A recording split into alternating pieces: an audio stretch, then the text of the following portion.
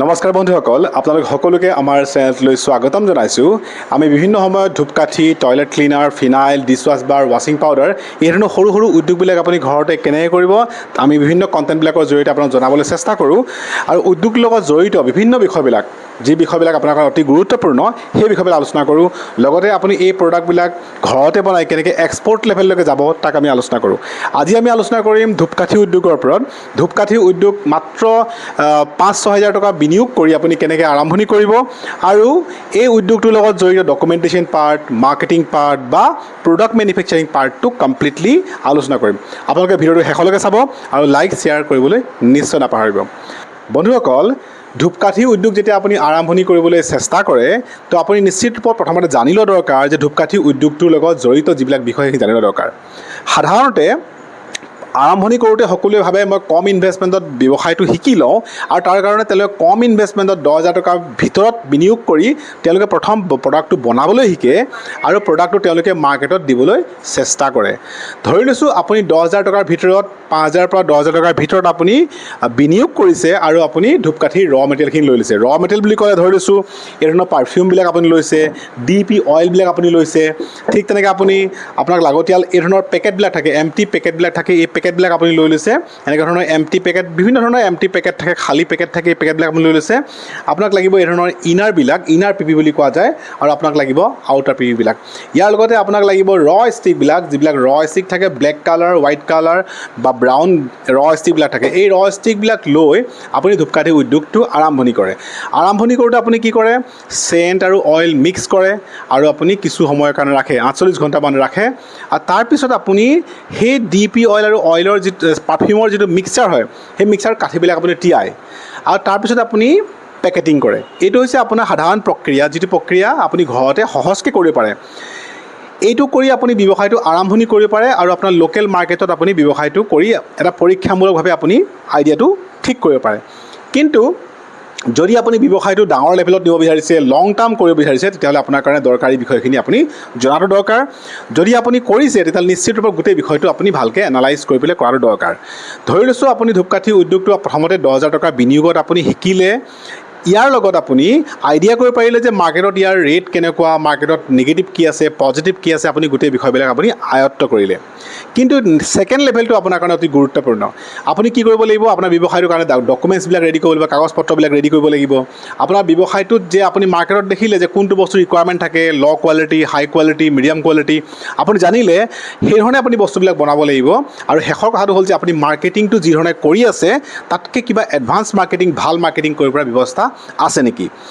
এতিয়া যদি ডকুমেণ্টছৰ বিষয়টো আমি আলোচনা কৰোঁ, সাধাৰণতে আপুনি যেতিয়া উদ্যোগ এটা আৰম্ভণি কৰে আপোনাৰ বেছিক ডকুমেণ্টছটো ৰেডি কৰিব লাগে।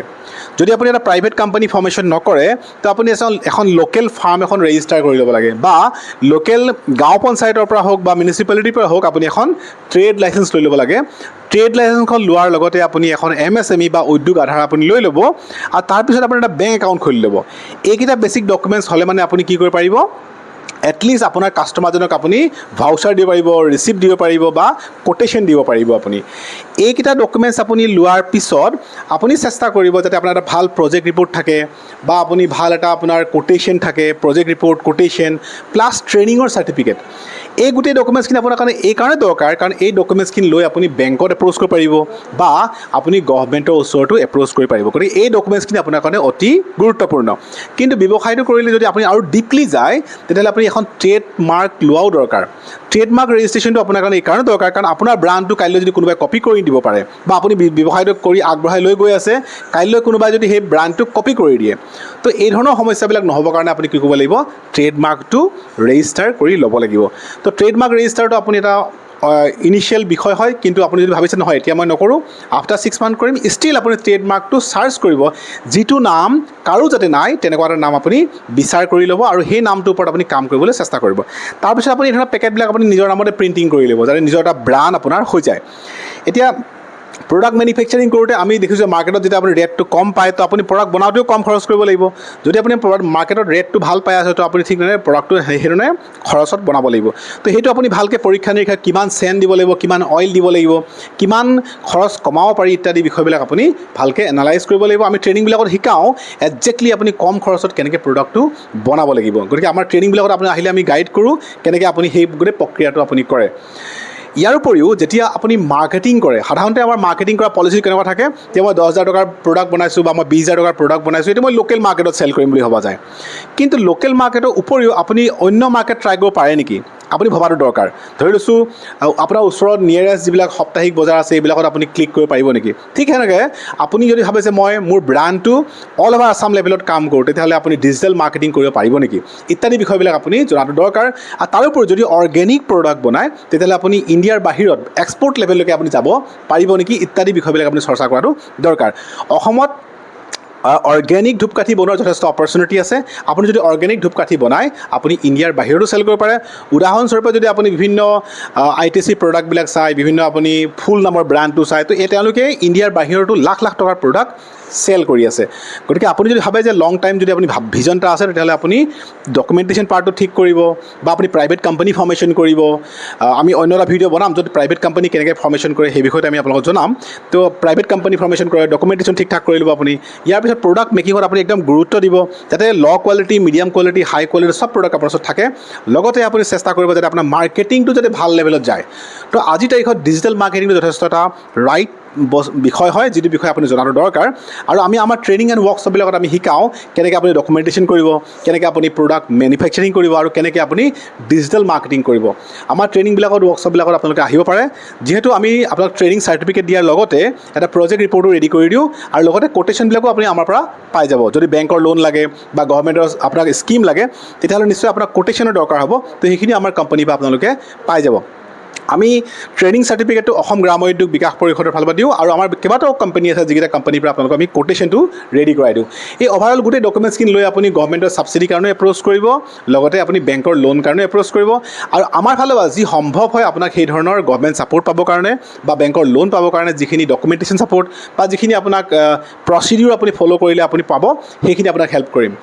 গতিকে বন্ধুসকল, যদি আপুনি ভাবিছে যে 10,000 টকাৰ ভিতৰত যদি ধূপকাঠি উদ্যোগটো আৰম্ভণি কৰোঁ তো আৰম্ভণি কৰিব পাৰে। আমাৰ ফালৰ পৰা ট্ৰেইনিঙৰ লগতে প্ৰডাক্ট ৰ মেটেৰিয়েল ছাপ্লাই আৰু লগতে মাৰ্কেটিঙৰ ক্ষেত্ৰত আপোনাক আমি সহায় কৰিব পাৰিম। কিন্তু 10,000 টকাৰ যিহেতু কম এমাউণ্টৰ হয়, তো আপুনি নিজে মাৰ্কেটিং কৰিব চেষ্টা কৰক, আপোনাৰ ব্ৰেণ্ডটোৰ বিষয়ে মানুহক জনাওক। যেতিয়া আপোনাৰ প্ৰডাক্ট এমাউণ্টটো বাঢ়িব তেতিয়া আমি আপোনাৰ লগত এটা এগ্ৰিমেণ্টছ কৰি ল'ম যে আপোনাৰ ব্ৰেণ্ডটো যাতে আমি মাৰ্কেটিং কৰোঁ আৰু এটা মুনাফা আপুনিও পায়, এটা মুনাফা আমিও পাওঁ। গতিকে বন্ধুসকল, আহক আমি লগ লাগোঁ আৰু এই ধৰণৰ সৰু সৰু উদ্যোগবিলাক আৰম্ভণি কৰোঁ আৰু নিজে আগবঢ়াৰ লগতে সমাজখনক আমি আগবঢ়াই লৈ যাওঁ।